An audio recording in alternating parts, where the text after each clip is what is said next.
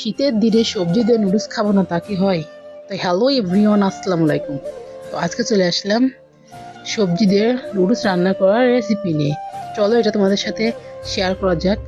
তো প্রথমে আমি গাজরটা ভালোভাবে কুচি করে নিলাম এবং নুডলসটা আর গাজরটা ভালোভাবে সিদ্ধ করে নিব এবার। তো গাইস, আমি নুডলস আর গাজরটা 8% সিদ্ধ করে নেব, কারণ অতিরিক্ত সিদ্ধ করলে রান্না করার সময় এটা ভেঙে কুচি কুচি হয়ে যেতে পারে। এই জন্য তো দেখতে পাচ্ছ আমার নুডলসটা সিদ্ধ করা শেষ। তো গাইস, এবার আমি কড়াইতে একটু তেল দিয়ে দিলাম, তারপর এর ভিতরে দিয়ে দিলাম কুচিয়ে রাখা পেঁয়াজ, তারপর দিয়ে দেবো একটু কাঁচামরিচ কুচিগুলো দিয়ে দিলাম। এবার আমি এটাকে ভালোভাবে নাড়াচাড়া করে নিব। দেখতে পাচ্ছ আমি ভালোভাবে নাড়াচাড়া করে নিচ্ছি। তো আমি নাড়াচাড়া করতে করতে এর ভিতর দিয়ে দেবো এখন একটু পরিমাণ মতো হলুদ কালারের জন্য, যেহেতু সাদা নুডলস খেতে আমার ভালো লাগে না, সেই জন্য কালারের জন্য একটু হলুদ দিয়ে দিলাম। তারপর এর ভিতরে দিয়ে দেবো হচ্ছে ডিম। তখন আমি 2টা ডিম দিচ্ছি। তো ডিমটা দিয়ে এটাকে আমি ভালোভাবে নাড়াচাড়া করে ঝুরঝুরে করে ভেজে নিব। তোমরা দেখতে পাচ্ছ আমি ডিমটা ভালো নাড়াচাড়া করে নিচ্ছি। তো দেখতে থাকো।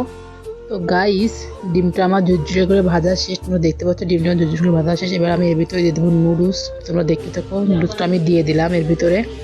এখন আমি এটাকে ভালোভাবে নাড়াচাড়া করে নিচ্ছি। তোমরা দেখো। তো আমি এবার নুডলসের ভিতরে দিয়ে দেবো হচ্ছে ম্যাগি মশলা। তো এখানে আমি 2 প্যাকেট ম্যাগি মশলা দিয়ে দিলাম।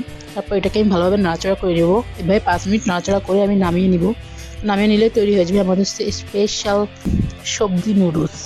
তো গাইস, ভিডিওটা ভালো লাগলে লাইক করো, চ্যানেলটাকে সাবস্ক্রাইব করে পেজটাকে ফলো দিয়ে দিও এবং অবশ্যই কমেন্ট করে বলো যে কেমন হয়েছে।